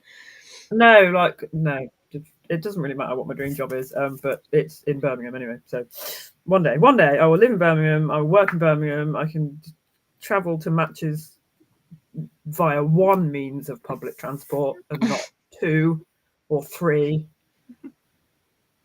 Do we think? I heard yesterday some people saying I think the boys are playing at Villa Park on the Friday, and our draw is meant to be over. It's going to be played one of the days that weekend. I don't know if they've said when yet, but it could be at Villa Park. I'm not sure when they announced that we'd be playing our league games at Villa Park. They obviously mentioned the League Cup was going to be at Bescott, but I don't know if they mentioned the FA Cup. I feel like it makes sense. Can't Put Prescott. Yeah. We're not going to get any away fans, are we? Can you imagine though for the Oxford United or Bristol Rovers players to go and play at Villa Park? Maybe their parents. I don't know. Do they have a following? I'm being very ignorant here. Very sorry, guys. I'm not sure. I'm hoping that game is going to be drawn on the Sunday. Yeah. I want it to be at Bescott because I like the atmosphere better at Bescott. Yeah. And their chips are nicer. Vegetarian options either aren't brilliant, so my choice is chips or chips, and Bescott's chips are better. Well, there we go. I do think, even though it was a tiny crowd last night, like the atmosphere was still good, really good. Yeah. I think everyone shouted yesterday. Like normally, you scared of shouting if you sat with like the quiet people, but I don't think there were quiet people yesterday. No. I think that was the same at the last cup game we played this season there as well. Like everyone was willing to sort of get involved, whereas when you go to Villa Park, there's like little pockets of people. Yeah, I think because Villa Park sometimes it's people like taking their kids and stuff like to see what it's like and things, and they're not really accustomed to the kind of football culture. Oh, I'm waving at the ref. Whereas, yeah, many times at Villa, obviously I've shouted things at Villa Park that people have disapproved of, and sometimes I get looks from parents like, how dare you shout, don't be a prick to Robert DePauw. But, that kind of stuff's new at Bescott because it's like hardcore fans that go out, come rain or shine.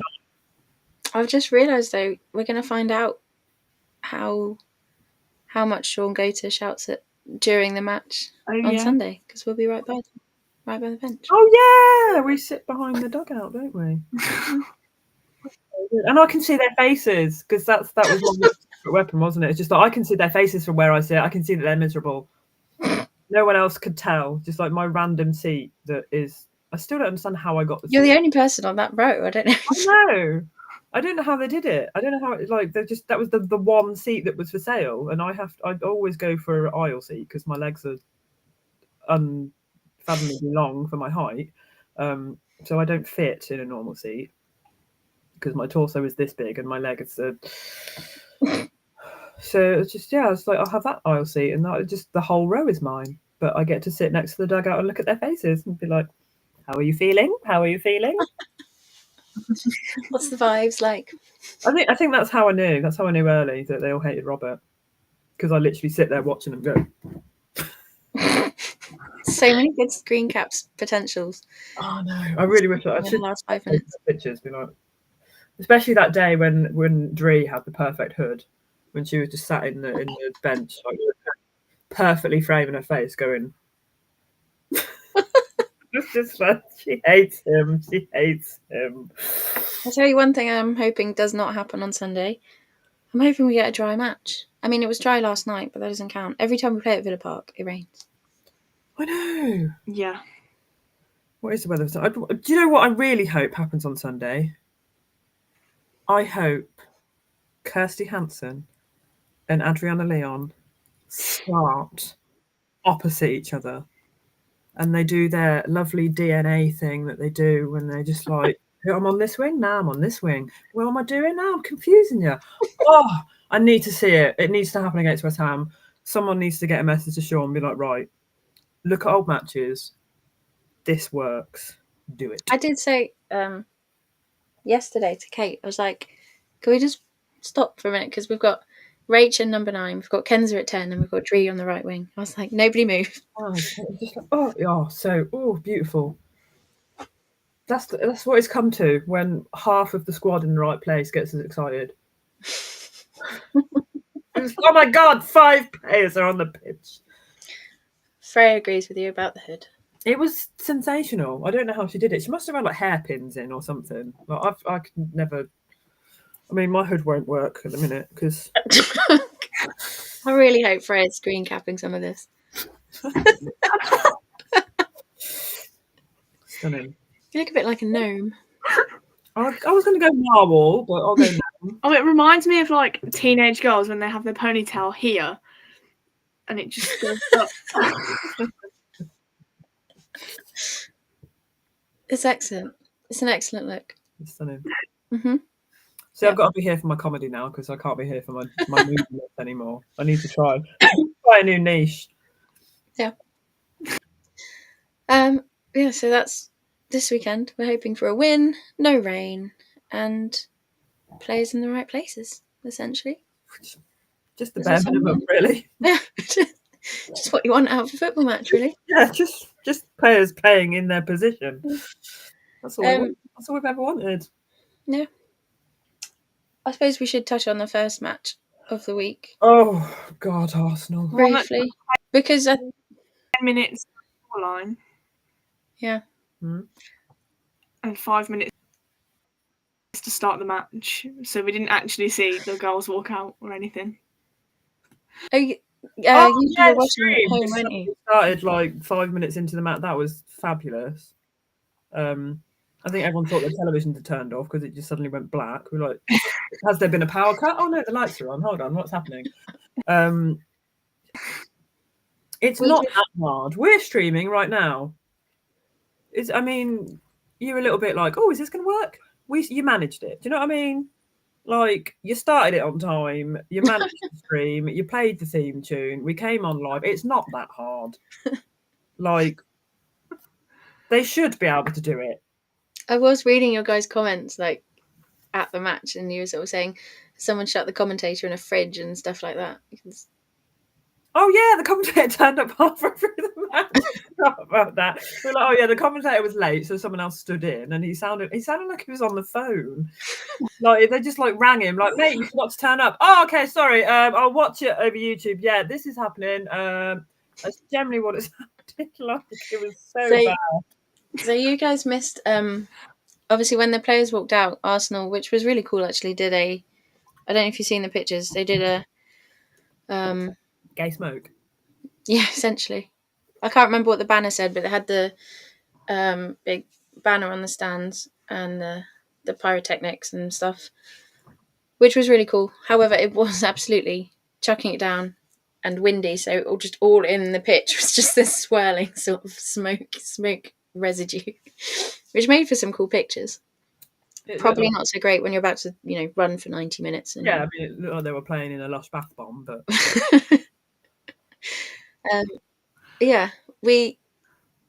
I think there are still. I know it was different. It was a game under Robert DePau, and hopefully we won't see those sorts of tactics that lineup going forward. But I do think there are like things to be learned from that match. Like, don't do this. Well, I don't. Yeah. The lineup was atrocious. Let's put that first thing. Yeah. So we had. Have you got it up? Yeah. So back for Thomas, Turner, Patton, Mailing, then Nobson, Staniforth in the middle. Then it looked to be Hanson, Daly, and Grant with Salmon in front of them. So because Salmon had scored 1 goal against Crystal Palace, he was like, okay, screw my number 9, screw my nearly £250,000 striker. Let's put Salmon up front against Arsenal, of all people. Not, as I pointed out, the number 9 who has played against their defender and alongside their goalkeeper. Daly had knowledge that no one else on that pitch had that day on how to score past Daphne and how to get past Leah. And we plopped doing a number 10 again. Yeah. Agreed. I think it was going okay from my perspective, sat in the pouring rain, being absolutely frozen. I think that's the coldest I've been at a match since like probably start of this year. It was so cold. But I think we started okay.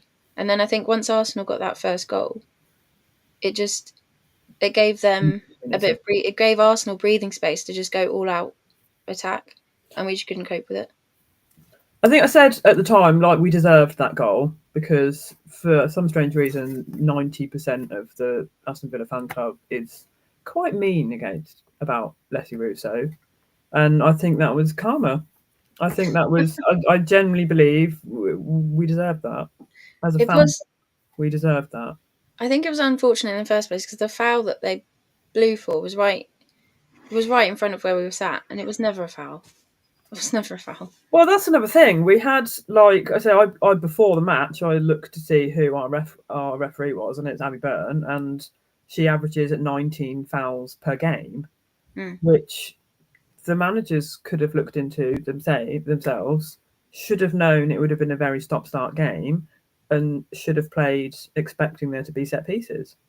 Like, that's the kind of homework you do before a match, surely.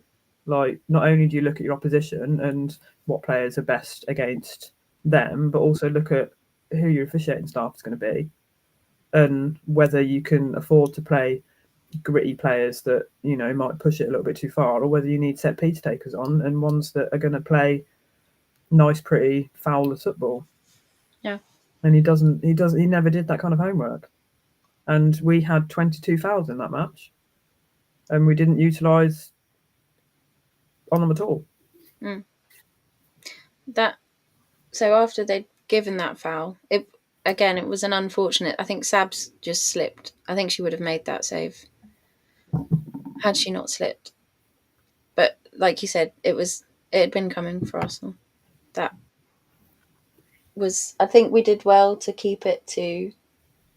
Obviously, Beth Mead got the tap in for the second later on in the half, but we did well to keep it to 2-0 before half time. Sabs made some really excellent saves in that match.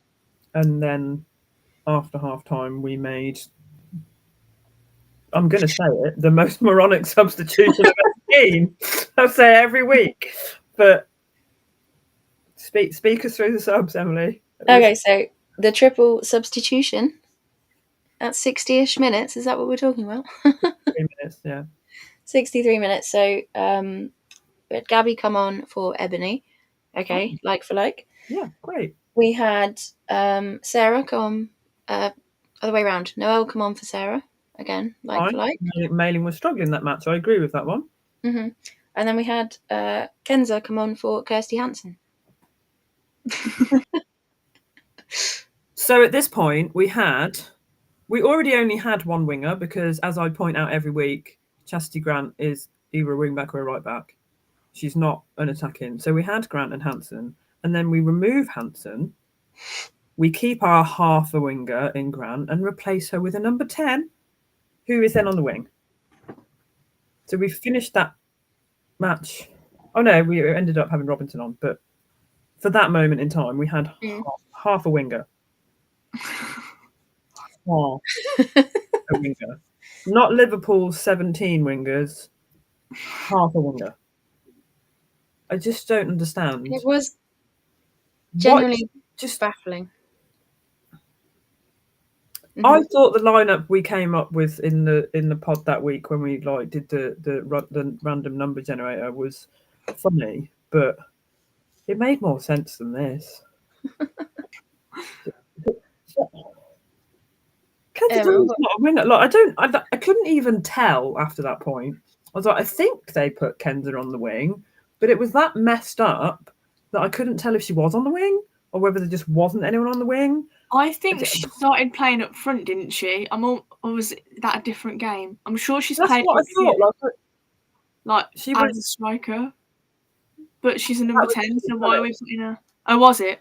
Yeah, that was when they subbed Daly off for Darling at Crystal Palace and put. That's when Daly quite famously pushed Robert for that ridiculous substitution. Oh yes, yes. But no, it was a mess though. Watching from our very in-depth one camera angled stream, I couldn't tell where Kenza was. I was like, because she didn't appear to migrate to one side of the pitch. She still seemed to be quite central. Yeah. So I was just like, is she literally just adding to midfield and we don't have anyone on the left wing? Or is she just doing a really bad job of being a left winger? Who even knows? Probably. I definitely remember her playing on the left at some point because she was sort of, again, like I said before, doing that overlap with Paula. So she was definitely at some point on the left wing in that match. It's just like, because like I remember the first half of the match, it was like Emily Fox and Kirsty Hansen like fighting down that wing the entire time. But then there was just no one there after that. It was so weird. I think it wasn't necessarily the worst decision to take Kirsty Hansen off because I think they'd obviously come off the back of that the international window and their defeat for Scotland. And she was getting. And I think she was. Yeah, it was a tough game. But yeah, why Dree didn't see any minutes in that match, I do not know.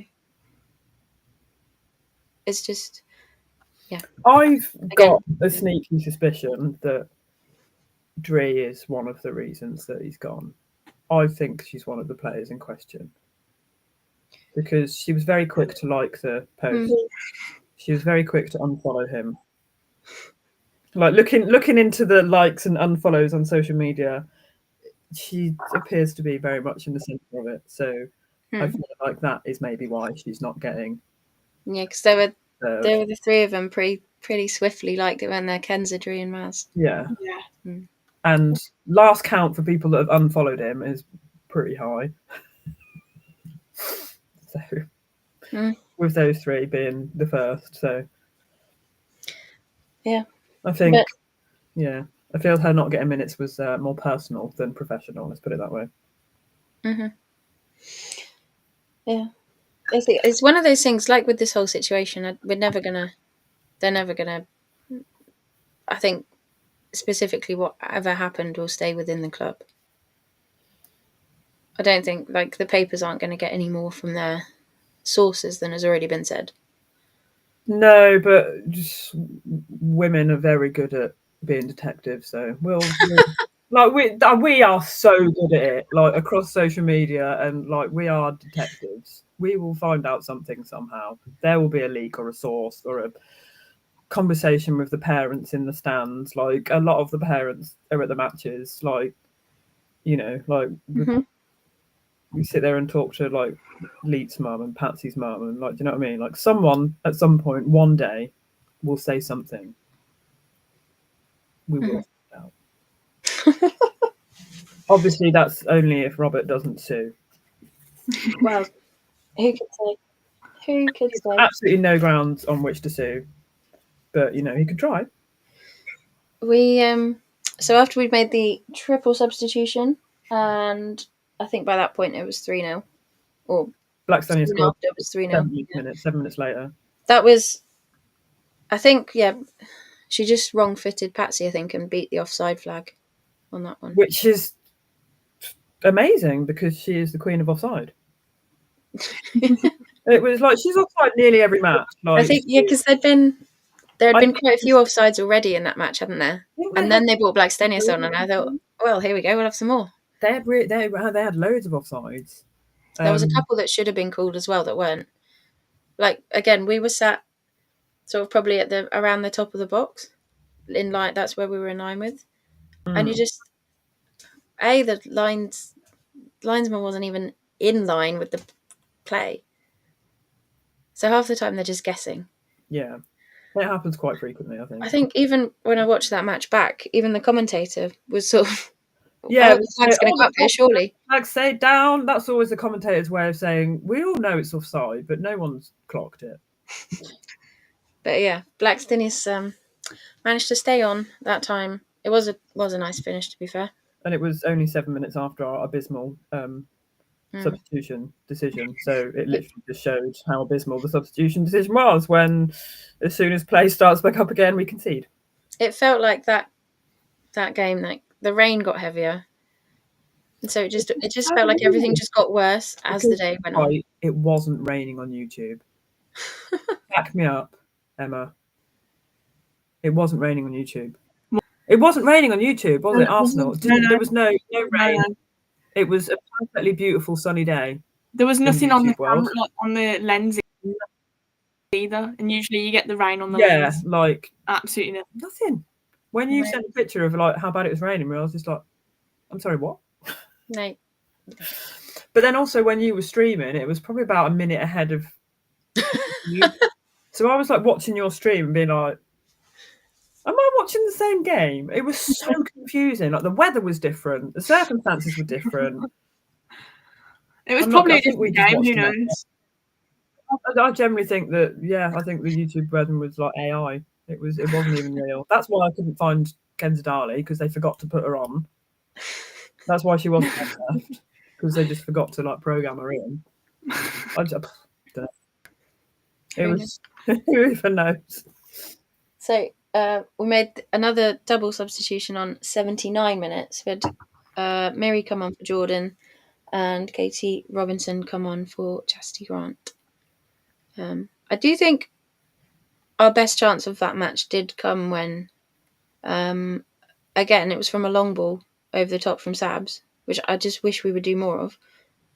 And then Chastity was sort of one-on-one running at goal, and Steph Catley managed to get back. So I think she took a bit of a heavy touch and just opened up the door for Steph Catley to get back in time to make the tackle. But I think that was our pretty much only out-and-out chance of that match.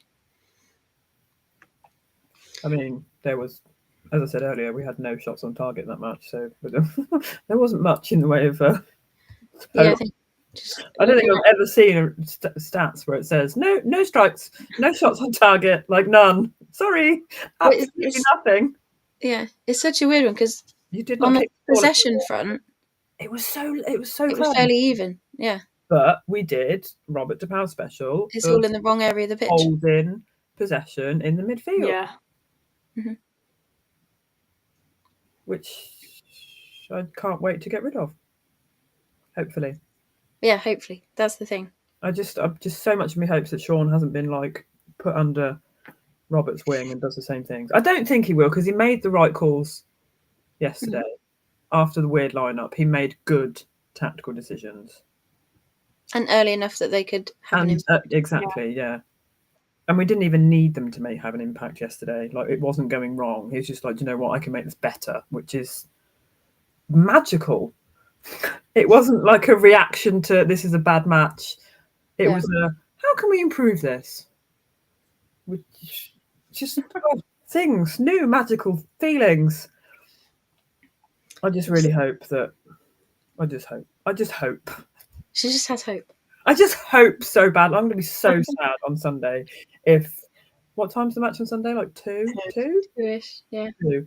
at 1 o'clock when the lineup comes on Instagram, that is make or break. That is when I find out, well, we all find out if life is getting better or not. And it depends on how many strikers are on the pitch, and does that mean Rachel Daly's not striking, and how many wingers are on the pitch. just the right amount of strikers, the right amount of wingers, that's all we want. We'll know 1 o'clock on Sunday. Yeah. That's when we find out. It's like waiting for the general election. It's like, oof. The future. I think they're definitely of an equal standing. Yep.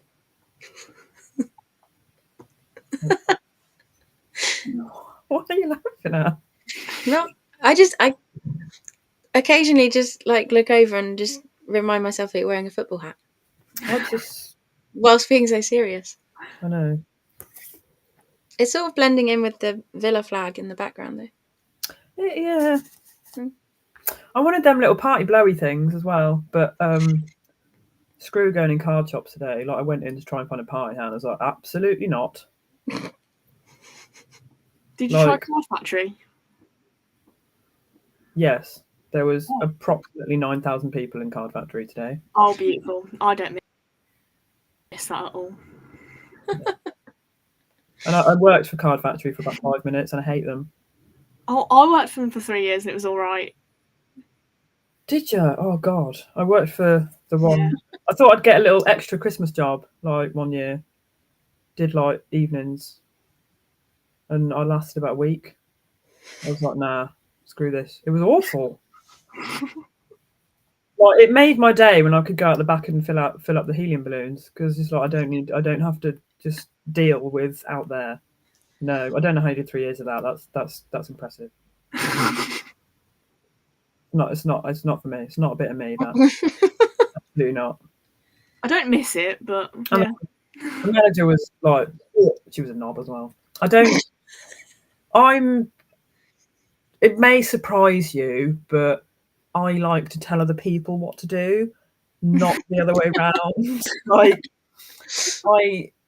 I've been in a boss position since forever, and making me work for someone else and report to someone else and listen to what they tell me, it does no. No. You should, if they put the job listing up on the Villa site, head coach women's first team, you'd be like, yes, please. I mean, I'm not even remotely qualified, but I'd love that. I'd just be like, do what you think, guys. They're probably annoying. You 11 are starting. Do what you think works. I trust you. You've been doing this for a long time. You're not stupid. That's what I'd be doing.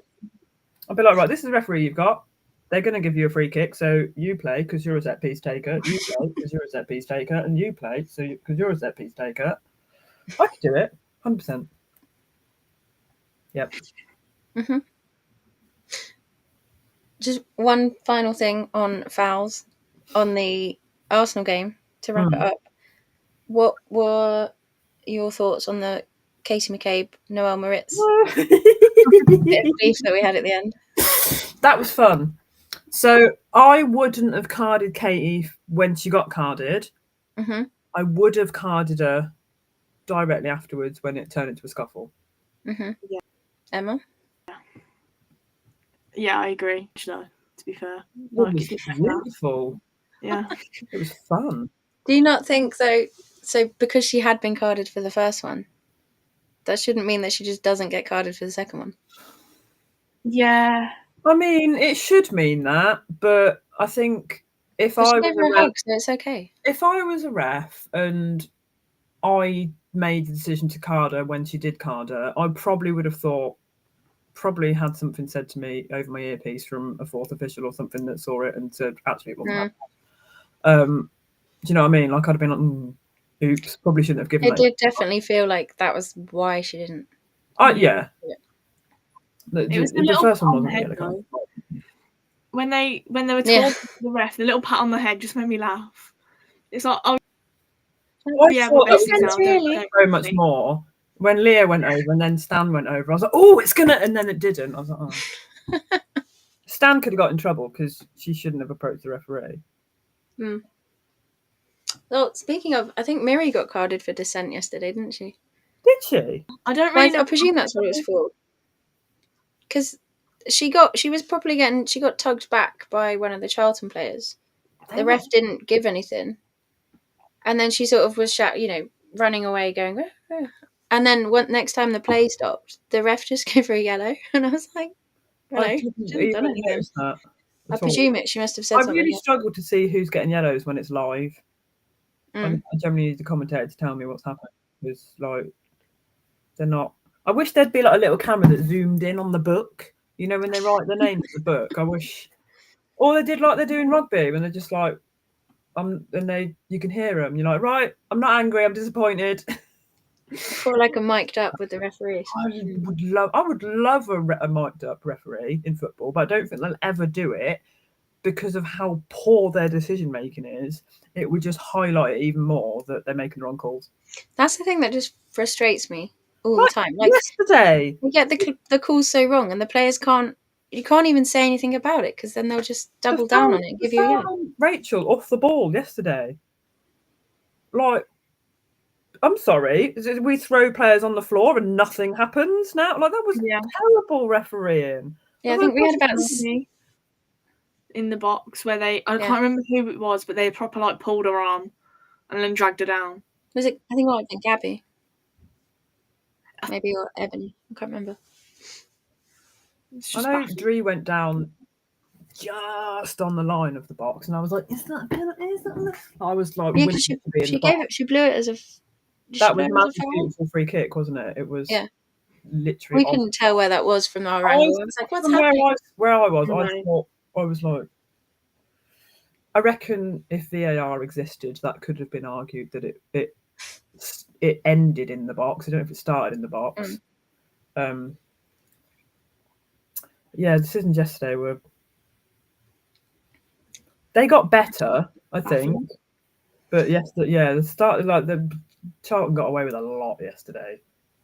Yeah, I think we had 6 free kicks in their attacking third, and they didn't get a yellow. Did they even get any yellow cards? I don't even remember. I think they got one. It was You've just told me it was Miri, so no, Charlton. One. Let's have a look. Was it their number 12? Because she was. Oh, they had 2. She was. One right at the end, 90 plus 3, so that doesn't really count. I'm not going to lie, I don't know the players for Charlton, but their number 12 yesterday was. She was naughty. She was doing all sorts of pushing and tugging and. Didn't like a naughty girl. I think it was her that threw Rachel on the floor, I'm not sure.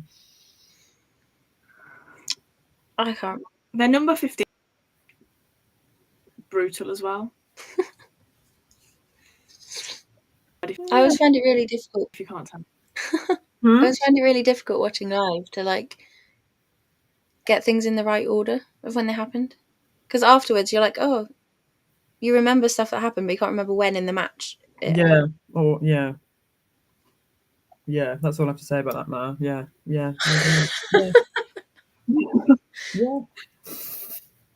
Okay. Emma, I asked you earlier, and you assured me you had several. So, shall we do some commentary? Oh, you've got to do technology. I've got to click something. Here we go. Go on. Yes. Has it come up for you guys? Yeah. Yes. There we go. Over to you, Emma. Well, obviously I've got the whole 10 minutes for a scoreline, no commentary, and 5 minutes just baffling. And then when we did, was it when we had no commentary? Oh, our game was just that chaotic. There was Alessia. Oh, yeah, that was weird. I didn't really know what was going on there. They wanted the crowd to shout the surname. It was like they were doing Ollie, Ollie, Ollie, oi, oi, oi, but it just didn't work. It didn't work. The crowd were very weird. Wait, especially like when they did Stina. It's very hard to shout back Blackstenius because it's such a long. It didn't work really. It just, that was no. Yeah. This was definitely playing against Aston Villa. This was when Mead scored and they were trying to big up Russo. It wasn't even Russo that scored the goal, it was Mead. That leaves me swiftly on to her second of the match, about Alessia Russo, and her second of the match, obviously. There was an interesting swagger comment, something to do with Arsenal, and they scored. I don't know what they're on about, but the word swagger came out. I was like, okay, that's interesting. Excellent. Then it might go all the way in. Oh, well, hopefully. That's not... Yeah. It does tend to help if it goes all the way in.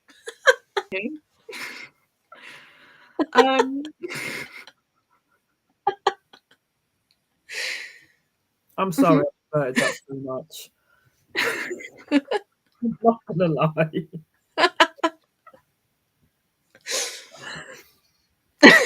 Emma's gone. I feel like I wasn't the only one. We are children. I did have to hold it in while saying it, and I was waiting for the reaction. And that was the reaction I was expecting. Hang on, here we go. Is this going to work on this slide? All the way in. That's what she said. I don't... Not any of the she's that we hang out with, Gary. There we go, Gary. Yeah. Anywho. And then we've got Sabs, Patton, and did we not have one from Emirates? Playing against their former clubs. That was repeated multiple times. Lottie Wubben-Moy. Oh, God. That was so infuriating, but I was crying because it was so funny, and I don't know why. It happened to Lottie. Excellent. That was smooth. That was. I'm gonna put it here because I can't actually see you. Here we go. Oh, Jordan Nobbs as well. Jordan playing against a former club. We also kept getting told that it was her birthday. Like, I don't need to be told several times. Oh yeah. We did sing happy birthday to her at the end. That's good. I love that. At the end of there was a minute added on, and the commentator went 60 seconds. Why not just say a minute? You don't need to be smart here. A minute, not. So we could do a countdown. I wish they did it yesterday. We had 9 minutes extra, being like 560 seconds have been added on. Oh, could you imagine?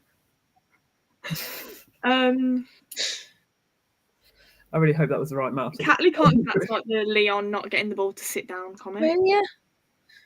Sit up, sit down. Russo was apparently onside, but the flag went up, so clearly she wasn't. And the commentator was obviously not watching the stream at that point. It was clearly too rainy in AI Arsenal.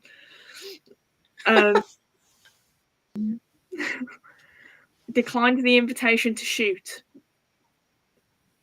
Would you want a word count there? Because that I don't understand why you said that. It's a very odd way of phrasing that. Yeah. You're clearly surrounded by lots of Villa players, so she didn't shoot for that reason. But it wasn't the fact that they'd like invited her to a shooting party and she was like, "Oh, sorry, I can't. I've got a match." I'm sorry, I decline. We haven't got to that stage yet where we're just like, there you go, there's the goal. Sending an RSVP back to the goal line. Like, no, sorry. Yeah. And our last one, it did come from Mariona Caldon. To be fair, that commentator just couldn't say "un" or because Lottie would have been more. He just the whole match. He was like Caldonte, and I'm like, it's literally not that. But he did it with that's all. But Lottie Wubben-Moy was the highlight of my week. I can't lie. It now, it's so funny. And it shouldn't be, but lovely. But thank you very much, Emma. Round of applause. Woo! Et voila. Has anyone got any final thoughts on this weekend's match? No. We should have rounded it all up earlier. There was one thing as long as we. that I really wanted to be on Commentary Corner in the international matches. Mhm. We didn't have Emma. Emma wasn't there. It did not happen. And I don't know if I should find it as funny as what I found it, but on the England match, the goalkeeper said, "No, what was it? There was a match with Hannah Hampton, and the commentator said, Hannah Hampton has excellent vision." Why don't you two find that funny? No, I'm finding it baffling that the commentator said that. I mean, obviously, he clearly didn't mean her physical vision because she has no depth perception. I was going to say she quite famously has Why overcome that. I found it so funny. He meant she's got a good vision in life, you know. But I pissed myself when he said Hannah Hampton has excellent vision. I'm like, that's like saying Mackenzie Arnold has excellent hearing. No. Yeah. That fell a lot more flat than I thought it was going to. That was tumbleweed, sorry. Didn't that to come out, to be fair. The fact that I couldn't remember what match it was and who said it, the problem isn't out. Yeah, the setup was. It was Not pretty flat, wasn't it? Sorry. Yeah. I'll keep. That's okay. We'll forgive you. You can come back. Right, we've established that I can't stand in for Commentary Corner. I don't have the dry wit that Emma Emma, has. you've not lost your day job. No, that's not. No substitute. And that's a moronic substitution. There we go. That's like swapping Kirsty Hanson for Kenzie Darley. Let's not do that. Lovely. I am just going to. So we play West Ham Sunday at 2. I am just going to shout out the Aston Villa Women Fan Club Christmas party, which is taking place afterwards down at the Aston Inn from about 5 o'clock, I believe. I believe there will be some surprise guests in the form of potentially Santa. I don't know if there's going to be any reindeer, so No As long finger as they nipples. don't any gloves, yeah. We'll see. We are I wonder weird. if we'll see any Christmas themed things in the entertainment outside Villa Park on weekend. There won't Entertainment be any outside Villa reindeer. Park. I'll give you that. Well, didn't you say that's where the reindeer were before? Yeah, there's supposed to be reindeer outside Villa Park on Sunday, isn't there? Yeah, last year they were outside where the stage is, but we've not had a stage all season, Yeah. so Hide your who knows? children and their fingers. We don't need to have entertainment at Villa Park anymore. We don't have. We'll have the reindeers down at the Christmas party instead at the Yeah. Aston Inn. So yeah, Aston Inn 5 o'clock. Be there, Orby Square. Yes, and another final thing to shout out is where you can find everybody. It's going to take ages to load now. I've clicked on it. To find everybody. The nut house. Find us. Hang on, it's loading. There we go. So you can find us on most social media platforms. On TikTok, we're the whole 115 yards and AVW_fan club. On Instagram, part of the Pride Pod. And on Twitter, I refuse to call it anything else, we are part Pride Pod. And I don't know if Freya has yet set up the Blue Sky account, but I think at some point we will be on there. Yeah, so like and subscribe, and that's where you can find us for other things happening in the week when we get breaking news stories like we did this week. Woo! Excited. So, on that note, with Nick's hat on, and yeah, hoping for a win Sunday. Fingers crossed we'll see you all next week, same time, same place, 8 o'clock, and we'll be celebrating our second league win of the season. Hopefully. So unless anyone's got anything else, will we leave it there? Emma has frozen. She has frozen. It isn't. No, she's completely frozen. She's gone. Bye, Emma. It was lovely having you. Okay, well, I'm going to say goodbye. We'll assume that Emma is okay. Game show. We'll check on her. And we'll see you guys next week.